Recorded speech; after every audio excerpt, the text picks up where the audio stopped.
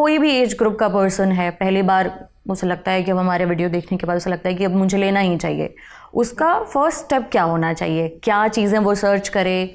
Not just insurance plan, उसके अंदर भी कई बारीक और इम्पॉर्टेंट चीज़ें होती हैं। तो 2 चीज़ें, पहला कि हमें देखना क्या क्या चाहिए, कैसे सेलेक्ट करें कि मेरे लिए बेस्ट प्लान कौन सा है, और दूसरा जब हमारे पास वो प्लान बन के आए, वो पॉलिसी बन के तैयार हो, तो उस पर साइन करने से पहले कौन कौन सी चीज़ें उसके अंदर देख लेनी चाहिए? दोनों बहुत इंपॉर्टेंट क्वेश्चन है।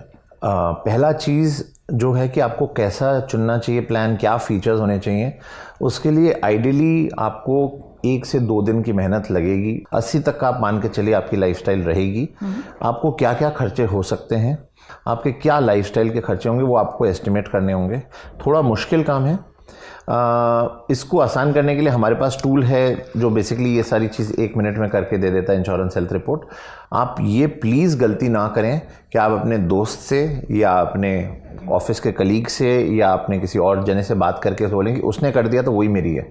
एक एग्जाम्पल के साथ, अब जब हम कह रहे हैं कि आप अपनी नीड अब अपने हिसाब से देखें, और फिर आप कह रहे हैं कि दोस्त से नहीं देखें, हो सकता है मैं जो ले रही हूँ वो आपकी नीड नहीं हो। एक छोटे से एग्जाम्पल के साथ अगर आप इसको समझाएंगे, आप मेरे और अपने लिए बता दीजिए। अज्यूम करिए आपकी अगर शादी हुई है तो आपके सिर्फ हस्बैंड और आप हैं और बच्चे नहीं हैं, तो आपके अलग एक्सपेंसेस हैं।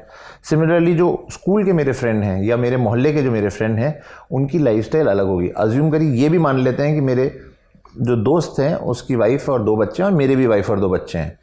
ज़रूरी नहीं है सेम हो सकता है मेरे को मेरी एक वेल्थ मेरे फादर ने ट्रांसफ़र करी हो, उसको अलग वेल्थ ट्रांसफ़र हुई हो, उसकी लाइफस्टाइल अलग हो, क्योंकि हो सकता है उसका जॉब अलग हो, मेरी लाइफस्टाइल और मेरे रिक्वायरमेंट्स अलग हो।